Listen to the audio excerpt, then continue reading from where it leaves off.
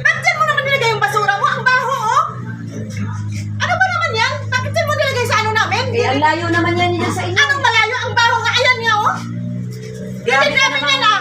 Porque ba yung mayaman ka na, Mari? Ang selan mo na ngayon. Hindi sa mayaman. Eh, ang baho nga. Tingnan mo, di kami makakain dahil sa sobrang baho na yan. Ang layo naman, nandun yung kainan nyo.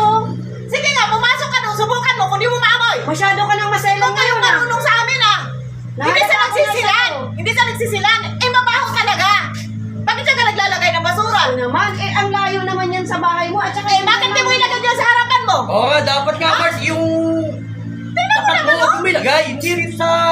Tingnan mo naman, may mga... Sabi sa amin, Ay, alisin. Ang dami yung satsat. O, Ngayon, ngayon. walang satsat eh. Ang baho kaya. Dati nalagyan, Ngayon. baboy, tayo, Ngayon, ano, pagkain ano. nyo na yan ngayon. Eh, patwalk yan. Anong patok? Gilid pa namin O, yan, ayan. oh! Wala na dyan sa gilid Ba't di mo ilalagay dyan sa may tagiliran ng bahay mo? Dito pa Napapansin ilagay ko sa na amin! kayo, sobrang sela na kayo ngayon. Mula Hindi na mo lang mga sila. dalawa. Wala lang sila.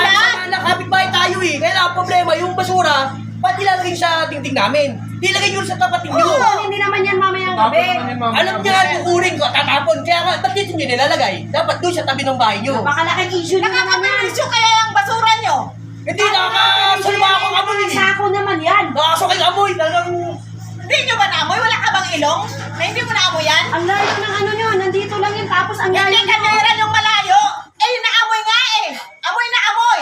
Parado ba mga ilong nyo? Ba't di ba mahangin? Di nyo ba naamoy? Alam nyo ha, yan, patok yan. Wala na kayong karapatang magsita dyan dahil patok yan. Patok sa gilid na namin. Sa gilid ka ng bahay namin yan eh! Bakit? Tapat din naman namin yun. Oh, ito, hindi mo ilagay. Ayun, Tapat nyo. ayun, Ayun sa ah. tapat nyo! Oh. Kaya nga, Grabe. gilid nyo lang, Mga gilid. grabe. Ibig sabihin, nilagay mo rin sa tapat mo. Hindi bakit dito. hindi Hindi dito sa gilid ng Pero bahay ganun, namin! kaya sabi ko rin totoo. Naging Parang mahangin. nananadya kayo eh! Ako yung... Nananadya kayo! Walang yan, makalipakang ano eh. Basura nyo dito yung isa tapos sa gilid namin! Dahil, alam mo, umangat lang kayo, ganyan ang pag-uugali nyo. Lahat ng ano, napapansin nyo na. Wala kaming iniisip ng ganyan. Siguro ikaw nag-iisip ng ganyan. Oy, nakakalaw kayo. Isipin mo Sabi ko naman eh. yan. Basura nila dito itatambak sa gilid ng bahay namin. Yan Ang eh. baho, oh. Ito na, nandiyan kayo, nakikita nyo. Ito yung basura, oh. Ito. Diba? Oh. Patwalk naman yan, hindi nyo naman pag-aari yan. Patok. Ang pag-aari nyo, ang dito sa pader ninyo.